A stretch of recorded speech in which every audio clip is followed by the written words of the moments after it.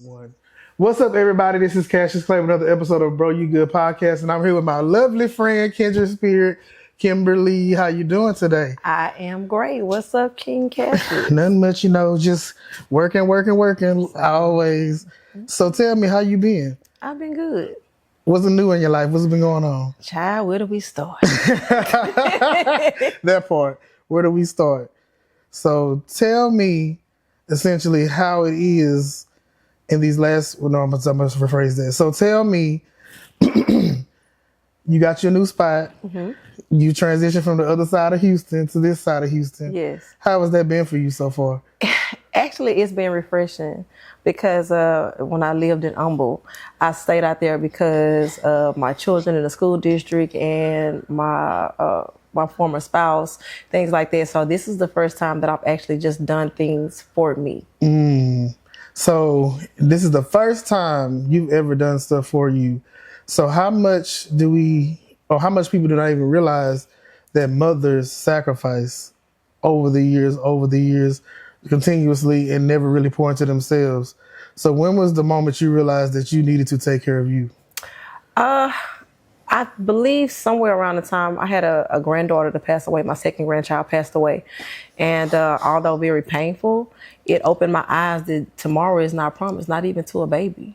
And so at that moment, I started thinking about, what does Kim want? Mm-hmm. What does Kimberly want? And even though I was still on the tail end of raising my children, I was still married at the time, I literally started considering my own happiness and my own joy and my own destiny. And with that being said, how was your healing process? I know you're still healing as a grandbaby, but what have you added into your life to make sure that you are healing properly from that and not just coping or not just suppressing those emotions? So at the time, it was very hard on me because I couldn't understand why God would allow a baby to suffer. What did she do? What could I have done? Because it just happened. So she lived to be 5 weeks old. And I wasn't getting over it. And at the time, my former spouse was like, oh, you should go to therapy. And it was the best thing that I could have done. And I've incorporated it in my life since, because it's been 3 years. She would have been 3 years old now. And so since then, I do therapy bi-weekly, tri-weekly, how often I can get it, how often she can get me in. Mm-hmm. But that's just something that has opened my eyes and allowed me to heal and help me find myself. And see, I love going to therapy. It helped me out through the years.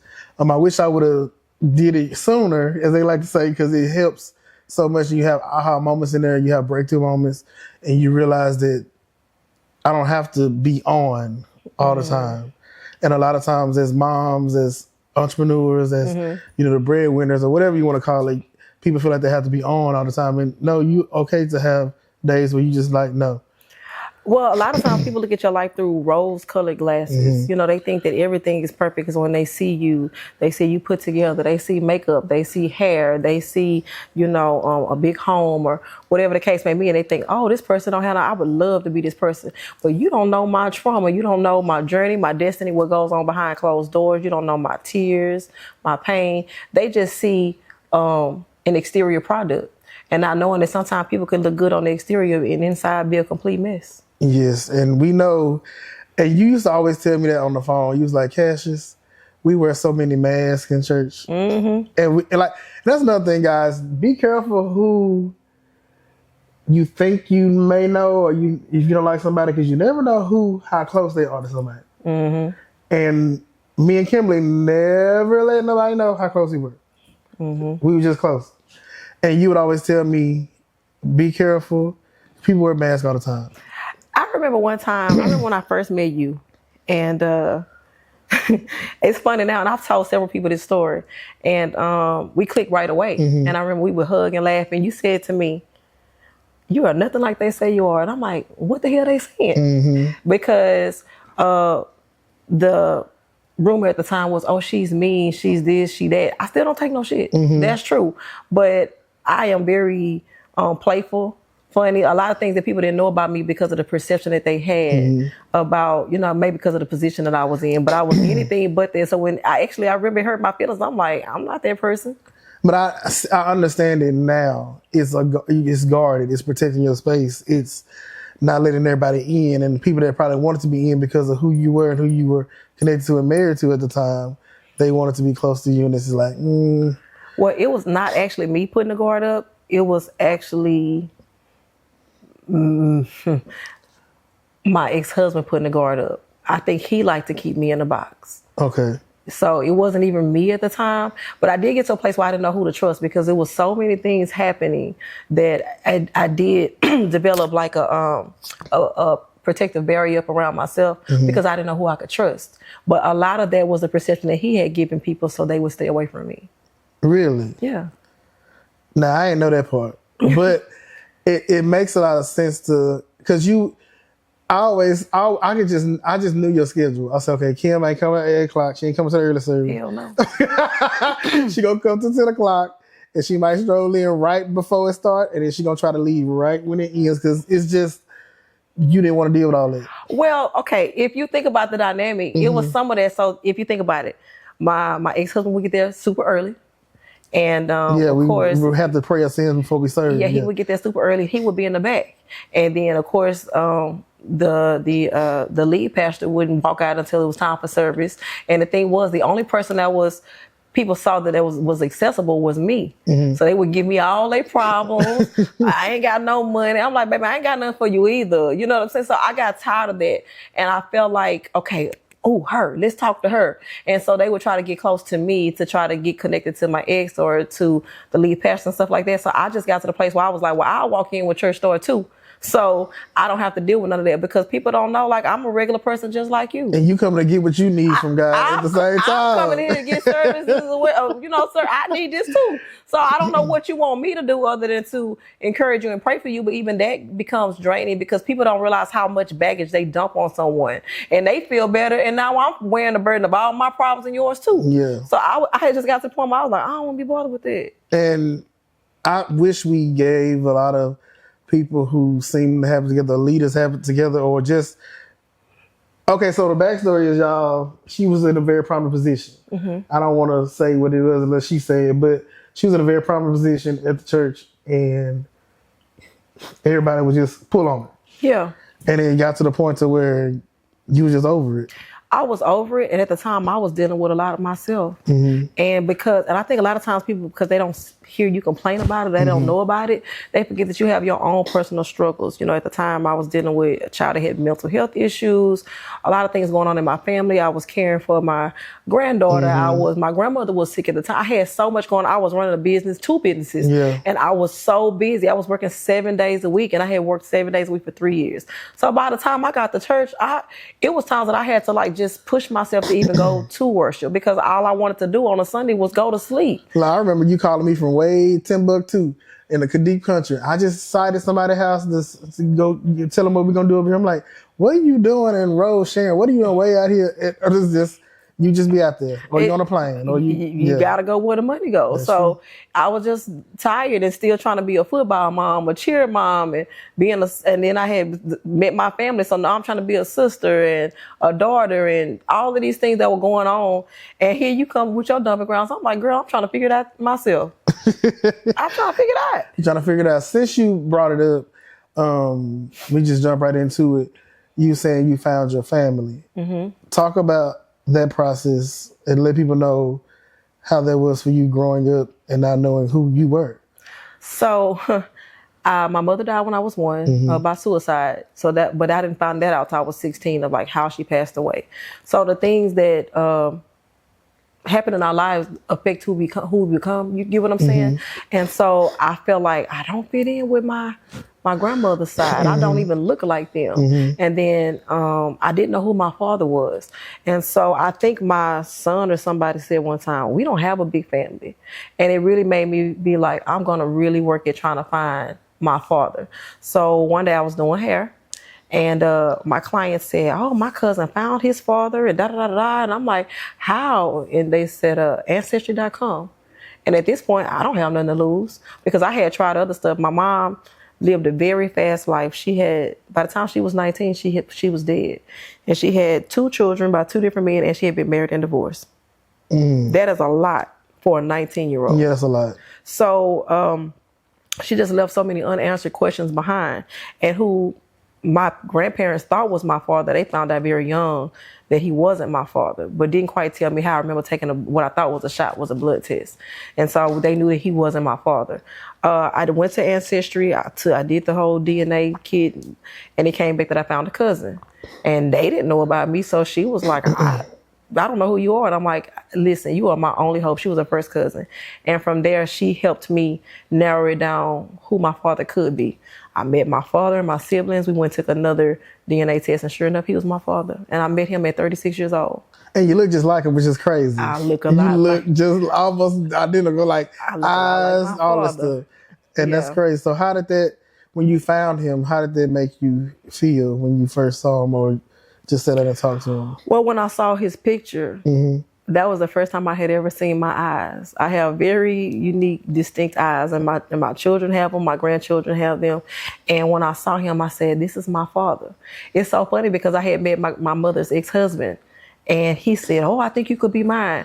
And I'm not being funny. I'm like, these little short, chunky people, these are not my people. I'm too tall, too shapely, too this, too that. They do not look like me, even though he thought. I'm like, I doubt it. Like, it wasn't even a question in my mind. I was like, he ain't my daddy. But when I saw my father's eyes, I knew. And the blessing of my family is, not to say that we haven't had our ups and downs, because there's like any other family. But from the moment they found out about me, they embraced me. Like when they sent my dad my picture, because at first he's like, I ain't got no more kids. But then when they sent him my picture, he said, she looks like my mother. He said, give him my number. And when he met me, he said, I believe you are my daughter. My aunts, when they saw me, they was like, you look like our mother. You have to be his daughter. And so the DNA test was a formality. And I did that, honestly, not for my peace, but I didn't want my siblings to think like, who is this person? Because I was older than everybody.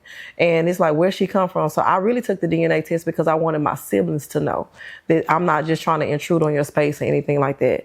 And they embraced me. Like, they gave me this big welcome to the family party.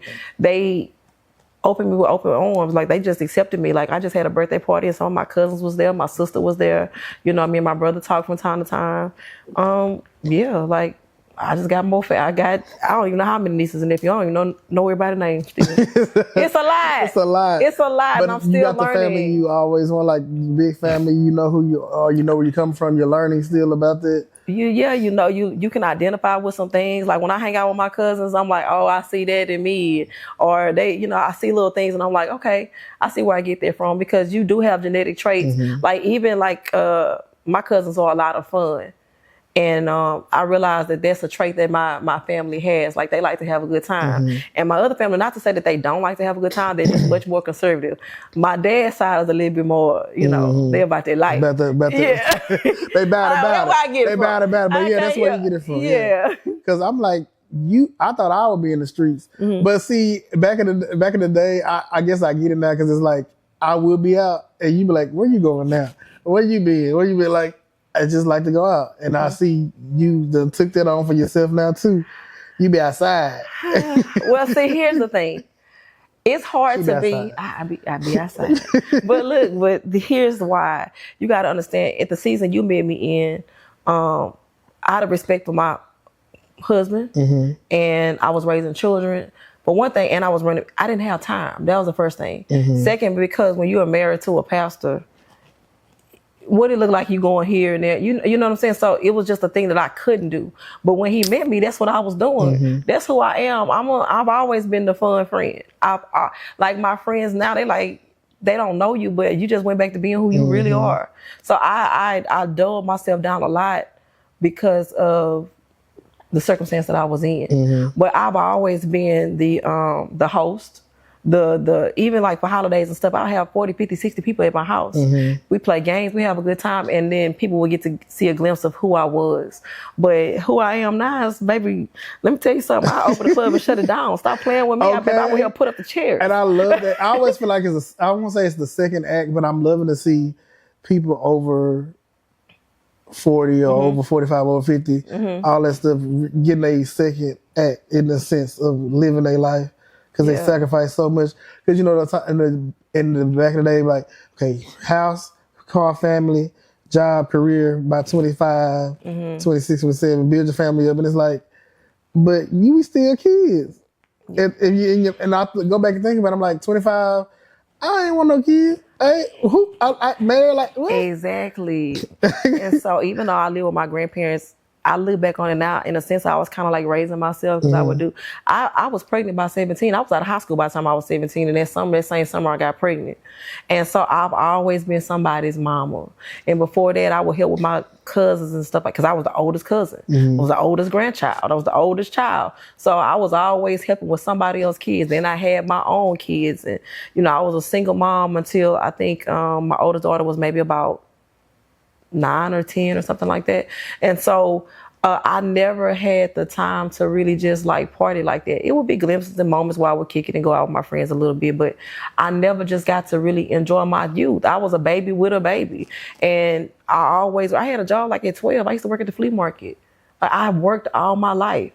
And so this is the time where I'm like, Kim gonna do what the hell she want to do. Kim gonna do what she want to do, and I'm loving it. I'm loving to see you walk down the aisle and take a video and post it as a reel on your page, post it in your story, giving the people body, yada, like making the style you say, because it's amazing to see that, and it's just, because I ain't never care. And that's what you used to always say, like when I'll be on stage with people, which is, it's always random, because I'll call you and say, I didn't even plan it. They just put me on stage. He's like, this is what you're supposed to be. And I'm like, oh God. Yeah. But it's just fun moments like that authenticity that just makes people attracted to you. Absolutely.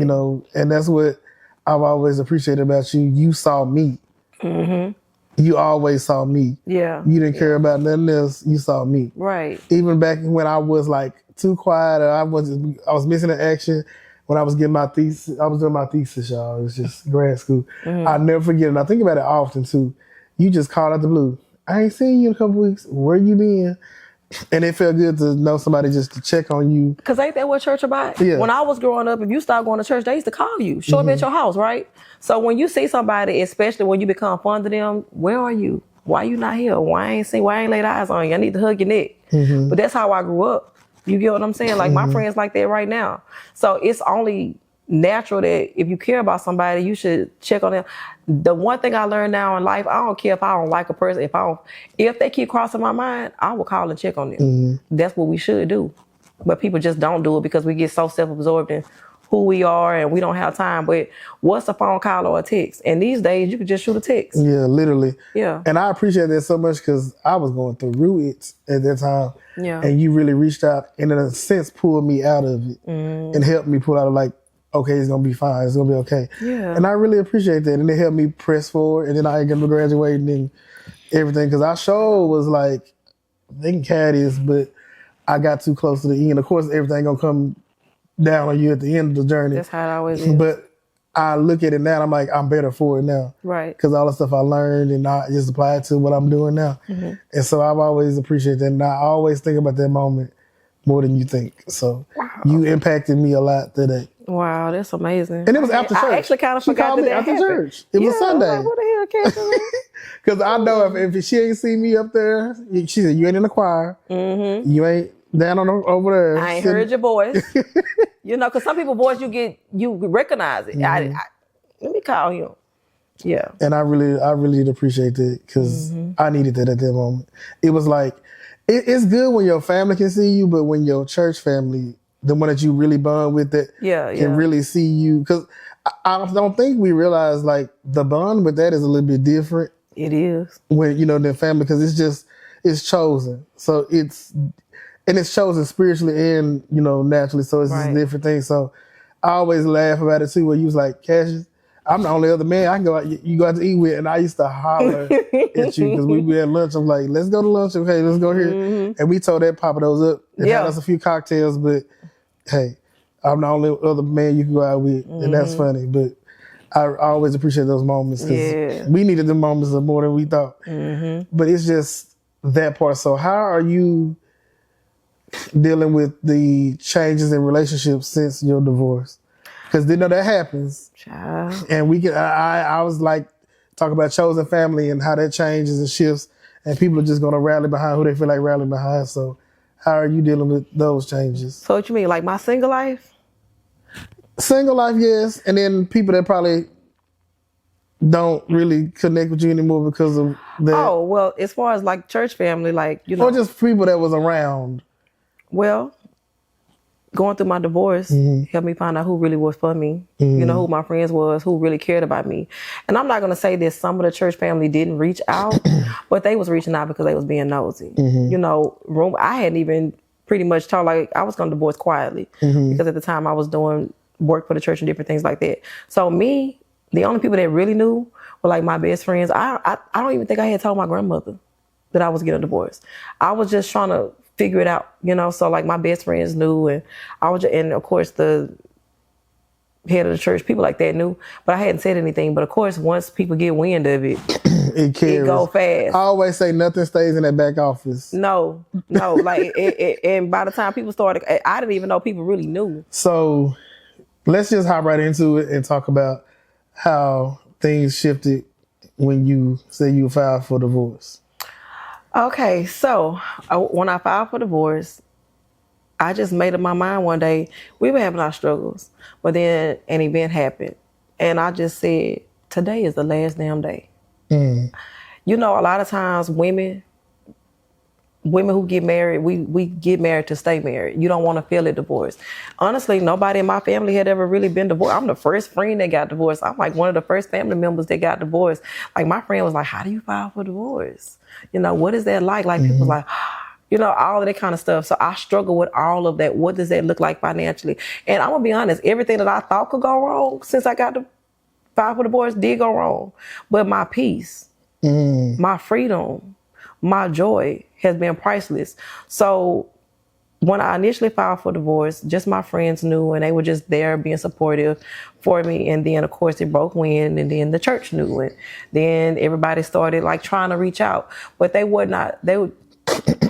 Very few were reaching out for concern. They were reaching out because they wanted the tea, because they had heard so many rumors of why we were getting divorced. And I never truly, at the time, said publicly why. I just wanted out.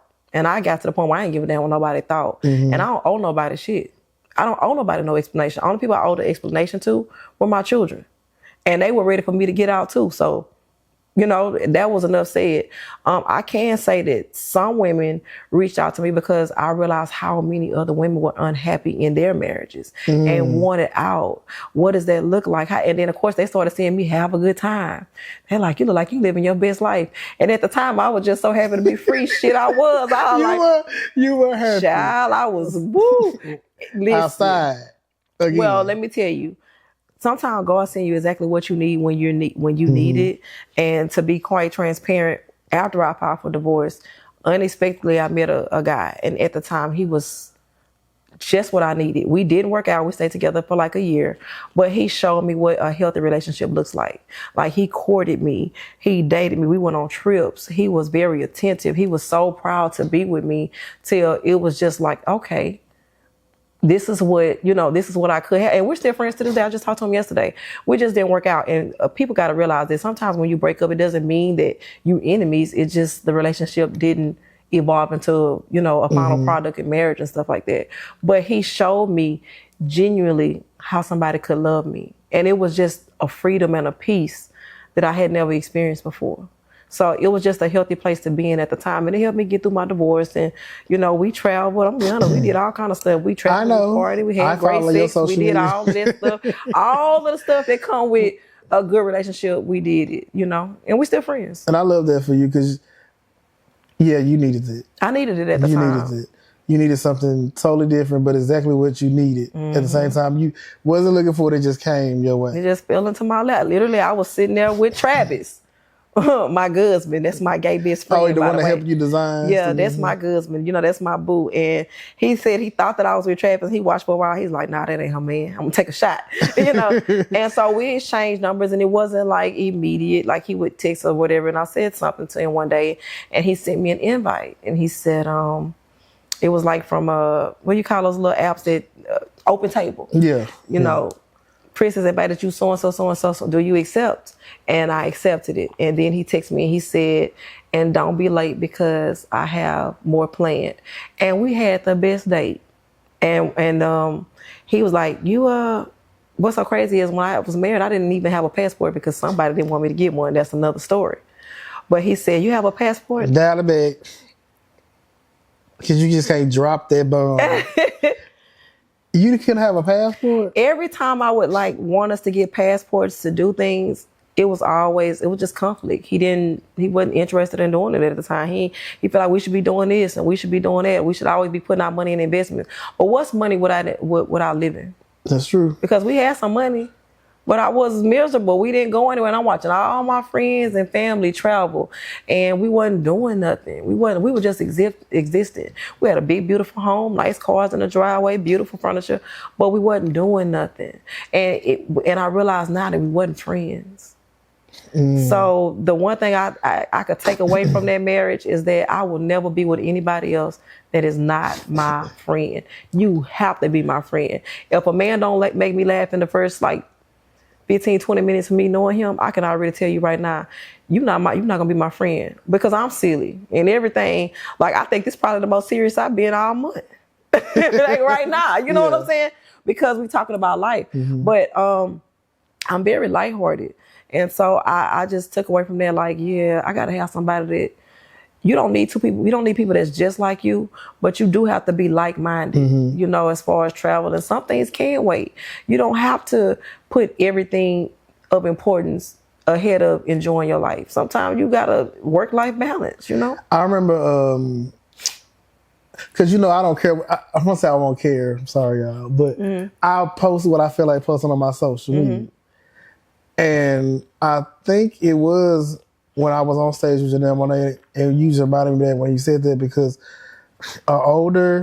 she wasn't that older, but maybe a little bit older than me, like 50s.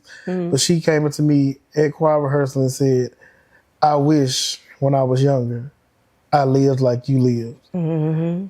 I was able to go outside and have fun like that. Yeah. And I realized, I said, oh, so many people in the church want to have fun and want to live their life, but that's why they so angry and so miserable and so hateful, because they feel like they've done all this and it's really ain't been a return for them in the sense of life. And they see everybody else living and traveling and learning that they can do this stuff without busting hell wide open. And you and you angry. Listen, and first of all, people forget that even your leadership is enjoying their life.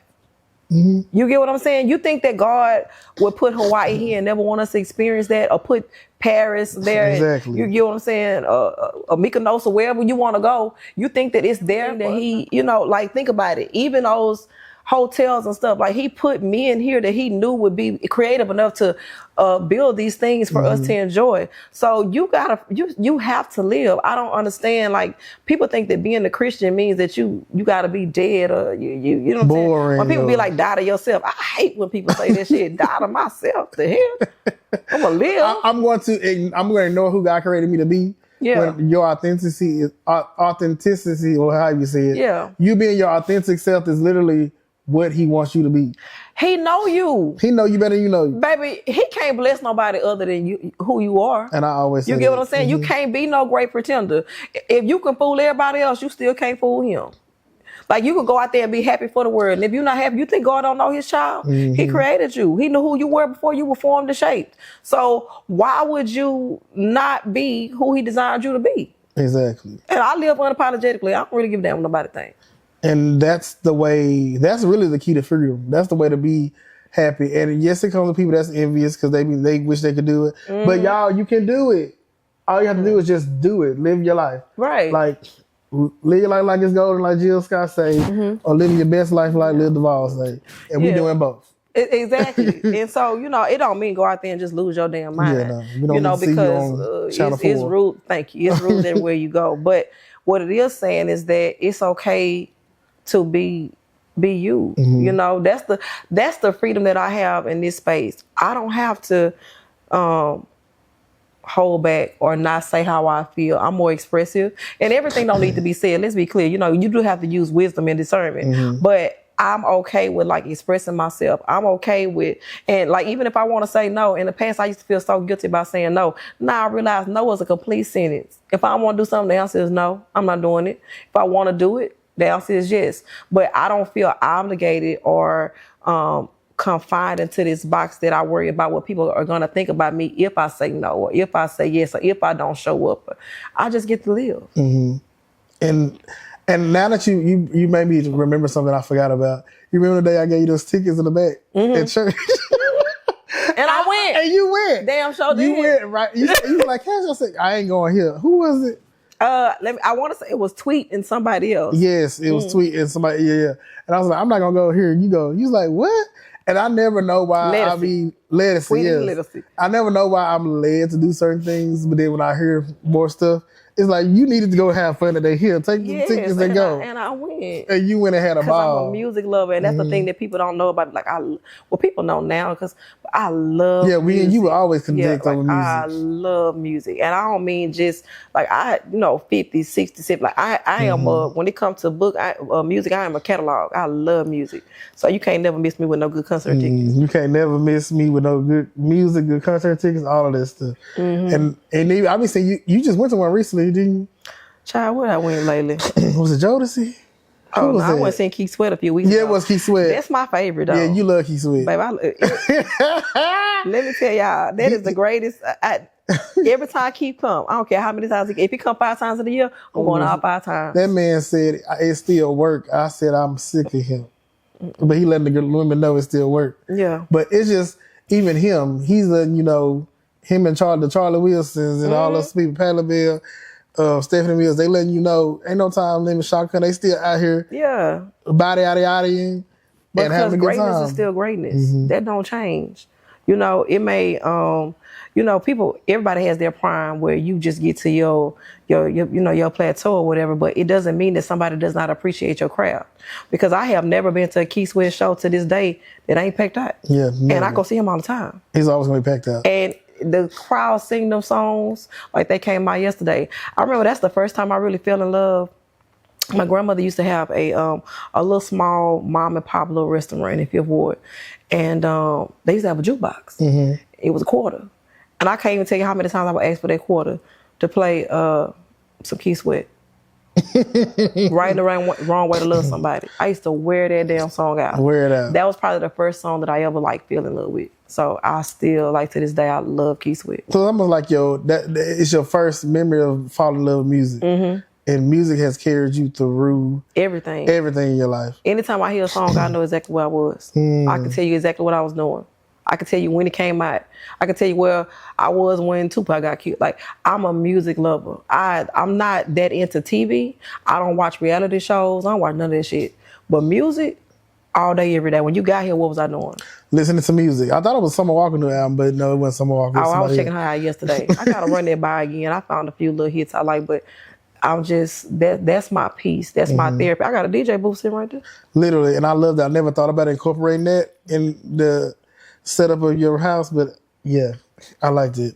I'm like DJ booth, I can do that. But I was dating a DJ for a little bit. I this might fizzle, but let me go ahead and see if he can teach me how to mix it. And I feel like that could be another thing that just bring you peace and something. Learn how to mix and learn how to do all that, how your set going and stuff. You could be DJ Kimmy Kim. Nah, baby, it's DJ Thickums. First of all, it's DJ Thickums. DJ Thickums. For my friends that know, DJ Thickums do get on the, I got mics over there. So sometimes with my friends and stuff here, we do get on the DJ booth and I play music and we play mics and we get on the mics and we sing. Oh yeah, I'm about to come back over and do that. Now you're at your new spot over here. And then just talk about that transition to, we talked about it a little bit earlier, but literally, I remember it's just different. You're doing it for yourself now. Of course, you had your whole family over there in Tascasita, in that area, and that served its purpose. But now you here, solo dolo, doing your thug thizzle in another part of Houston. Yeah. And just, like you say, living. How's that really, has it settled in all the way that you not in Tascasita yet anymore? So let me be honest. When I first got by myself, it was the freedom thing. I don't have to worry about nobody but me. I can put something down, it's still gonna be there when I get back. All of those things. I don't have to ask nobody else what they want to eat. I could just go to eat whatever. All of those things that you get excited about initially.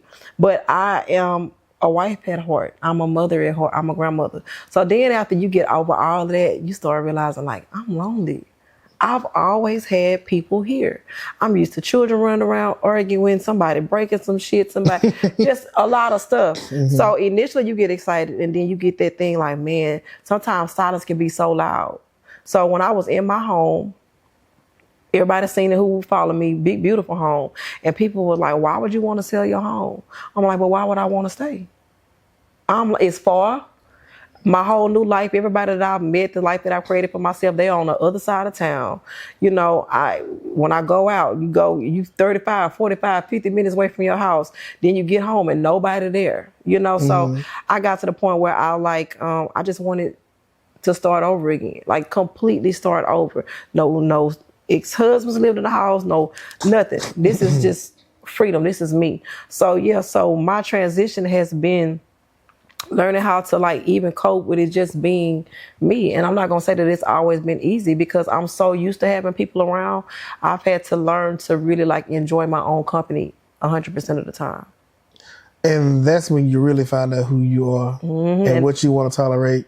And you get in tune with yourself and your spirit. And even sometimes like you learn that you just don't even want to deal with a whole bunch of people no more either. And let me tell you what I've always been friend and family oriented. So I like having a lot of people around. Every day I've had, since I moved here, I've had friends here. Sometimes it's 4, 5 friends. Sometimes it's just one. But I do enjoy having people around. So that is the thing I know I like about myself. Like large crowds, you know, some people be like, oh, it's too many people here. It's very rare that I'm going to say that. Yeah. Only time I'm able to say this is if I can't get no seat. Nah, I'm ready to go. But like, I love being around. If it's 20 people sitting around me, I guarantee you, by the time I leave, I'm going to know at least 15 of them and what they do for a living. And I'm going to connect in social and all of that because I am a people person. I'm a guy's girl and I'm a girl's girl. Like I'm for people as a whole. So I enjoy the company of others. I really do. Yeah. And that's probably why we really meshed well too. That Sunday we both wear the same color, and you know it. We took a picture. Every time, that just happens. But it's just beautiful to see you evolve and grow, and literally designing the life that you want to have now from the one you had then. And it's almost like you were kept afar away from everybody back then, and now you are exactly where you're supposed to be right now. And you're in the open and you're outside and you're doing the things that you want to do. So what would you tell Kim then? Well, everybody said that they don't have regrets, but we all do. I don't regret doing what I needed to do in marriage because that means that I tried to make it succeed. But what I would tell the old Kim is to not settle because your biological clock is ticking or because you think you should be married by now. Or if you see signs of a red flag is a red flag. I don't give a damn how you look at it. Things that I overlooked in hindsight, there's always 2020. There were things that let me know that this should have never been. So the old Kim, if I could go back, I would have told her don't settle. You get what I'm saying? But we're here now. So I tell the current Kim, don't settle. And every time I might meet a guy or they may be a great guy, but that don't mean they're great for me. Or if the math ain't mathing, then he got to go. So the thing about the season I'm in now, especially with dating and being single and all of this stuff, is to listen to my gut. Because a lot of times that first thought you have about a person is always the right one. We talk ourselves out of who we think somebody is. And the only time I've ever been screwed over is when I didn't trust my own judgment. So the thing I would probably tell the old Kim is the younger Kim is to trust myself. Trust myself. What you thought about that person is right. And my friends always say, you have a very good judge of character. And so anytime somebody do me wrong or a situation didn't turn out the way it should turn out, it's because I overlooked my own thoughts. And then you have to deal with the repercussions of that. And we ain't get, like Jody said, we ain't get no younger. No. So we ain't got time for that no more. We ain't got time. Move on and move on fast. What we waiting on? When somebody show you who they are, believe them. What we waiting on? You're too busy trying to change people. No, because people don't want to change. People don't change unless they want to change or a circumstance changes them. But I'm not here to raise no men because we're in our 40s. You're grown. Whoever you want to be, you are. You get what I'm saying? I'm not trying to, I'll teach somebody how to love me, but I ain't teaching nobody how to treat me. You ought to come with it by now. Yeah, so if you don't know how to open doors, if you don't know how to be respectful, if you don't know how to have a date, or you don't know anything about chivalry, I'm not trying to teach nobody that shit. But in this season where I'm at, if you don't know it, I can't help you with that. So I'm going to let somebody do the work on you. And I'm going to find me somebody that already know how to do some of that stuff.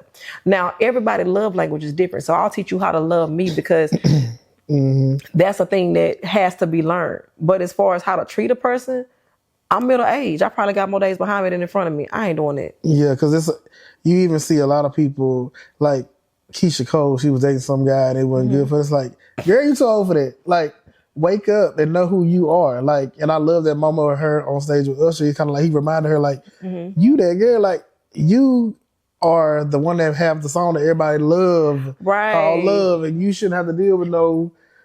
We forget. Why? Because he was younger. Yeah. He was way younger than her, so like you don't have to deal with no... I don't know. Let me tell you something about these YNs. Well, wait, the YNs really be knowing how to treat women. So look, the men my age, I'm not saying they're not out there. Me and my friends was just talking about these. But it's something about the YNs though. Baby, these YNs, let me tell you. Who you talking about them YNs? So he was like, you single? I said, yeah. He said, you by yourself? He said, that's because you dating them old niggas. He said, you need to give a young one a chance. So I was like, I give you my social media. So even though it ain't really, but he came correct.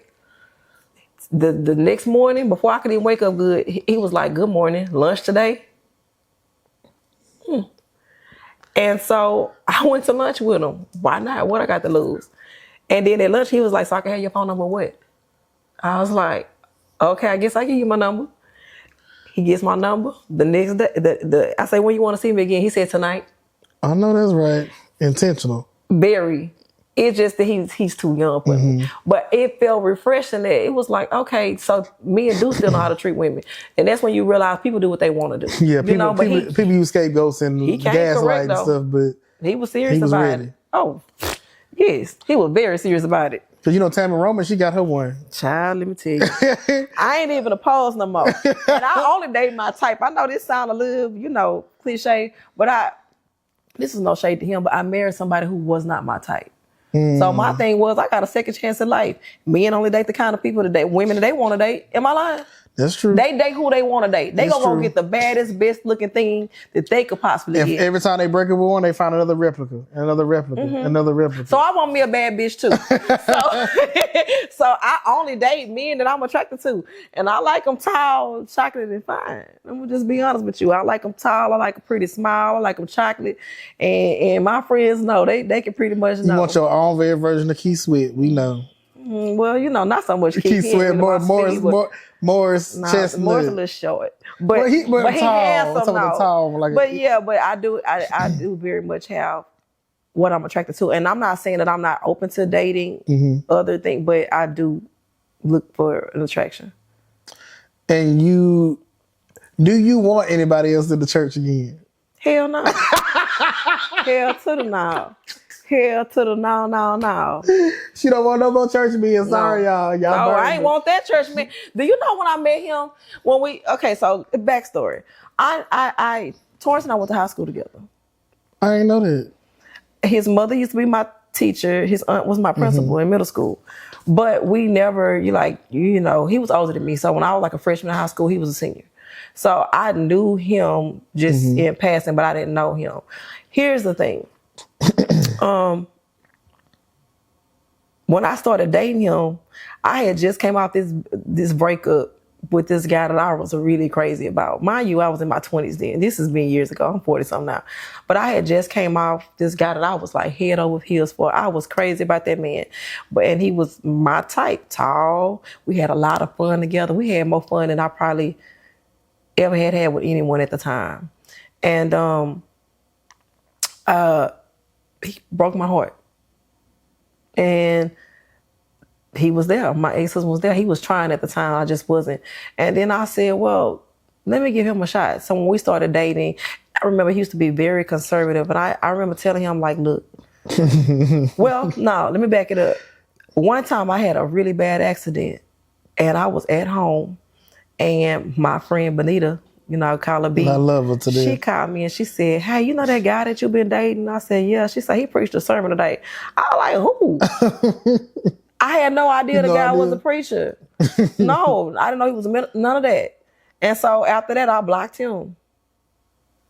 I blocked him. But at the time, you block somebody now, you don't get nothing. Mm-hmm. But at the time, back in the day when you used to block somebody, they could still leave voicemails. So he would leave me messages. I know you see me calling and all that. And I was like, man, shit. You know what I'm saying? And so one day, I was teeter-tottering with the other guy.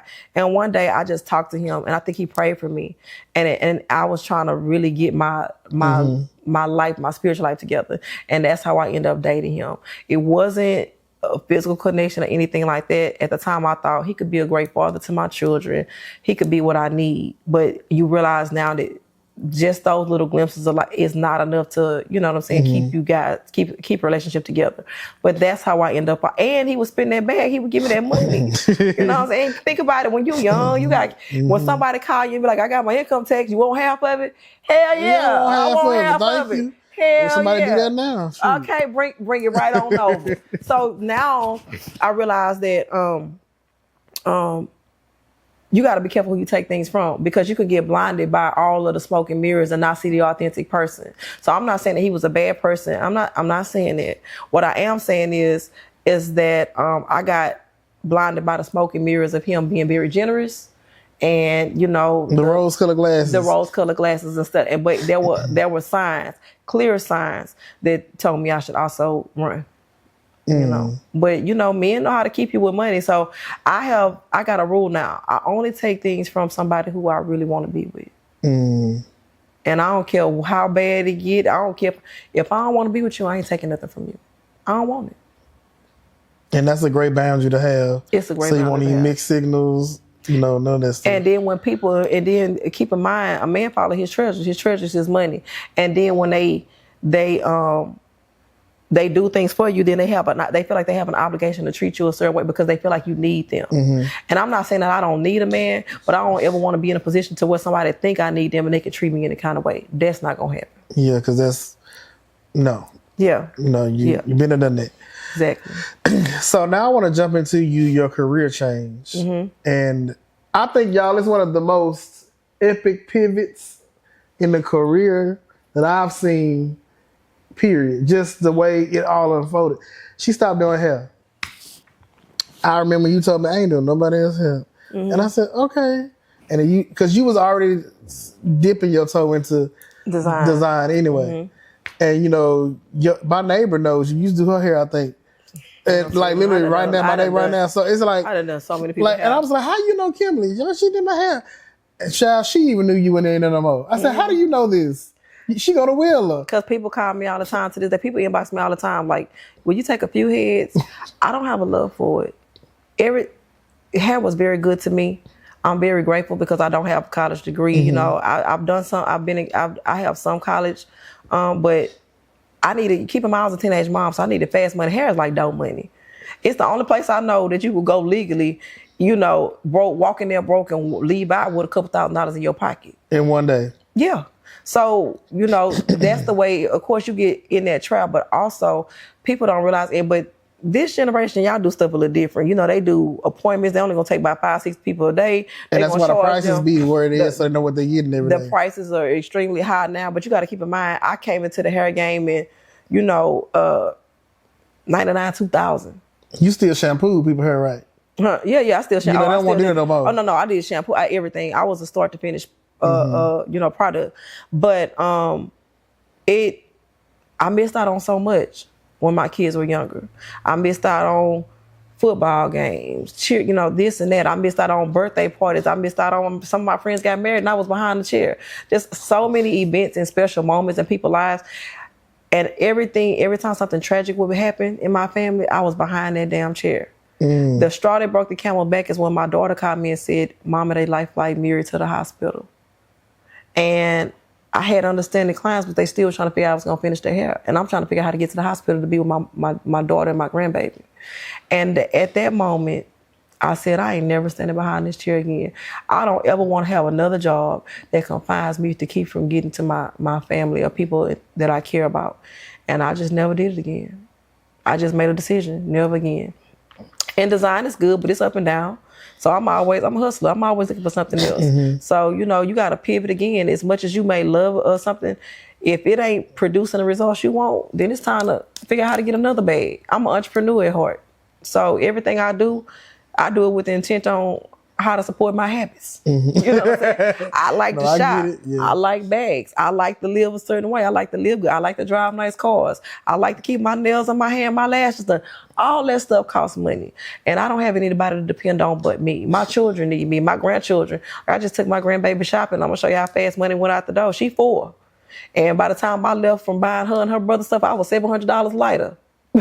Just that fast. So you do have to make sure that you're doing things that are economically feasible to your lifestyle. You know what I'm saying? So in addition to interior design, I'm already working on my next venture. I can't tell you what it is yet, but it's coming. I'll be excited to see what it is. Just let me know. I still you have one of the testimony from when you got the general contracting thing. It's still one of the best, I won't even say come up stories, but it felt so good to see someone that you know get $1 million contract. So I just told you I'm a hustler by nature. And I think my strongest suit in my career has been resourceful. I'm a very resourceful person.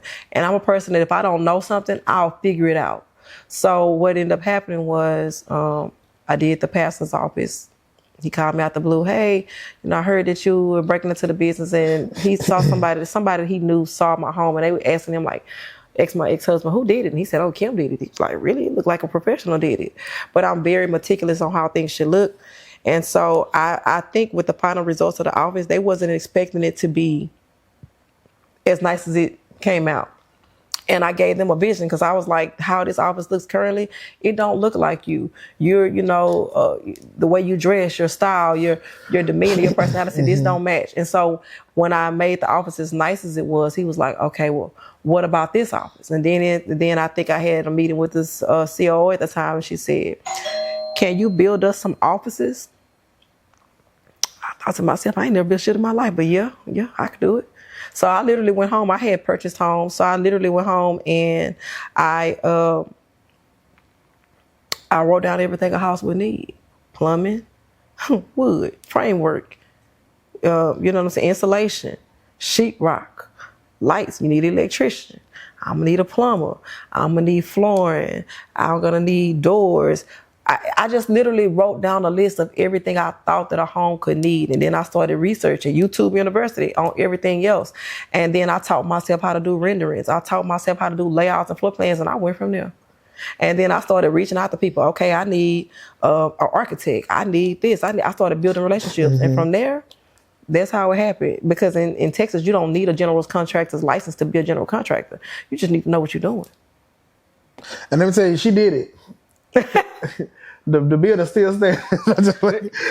Everything is just it was so beautiful to see, y'all. Like, if you saw the video from before and after, her and her team, she got the people together. She found the team she needed. It was just a blessing to see, and it was beautiful.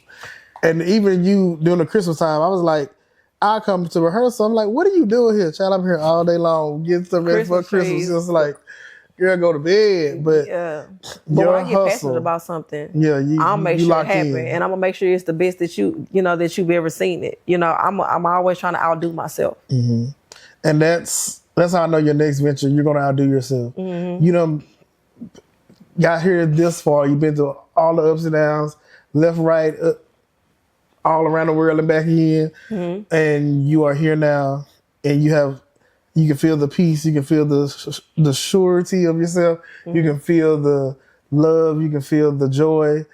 And I just excited to see what's next for you and your season. I know you'll tell me later. You can't tell me right now. Yeah. But I can't wait to see it because, you always encourage and push me forward in all the things that I'm doing. Like, talk about a support of y'all from day one.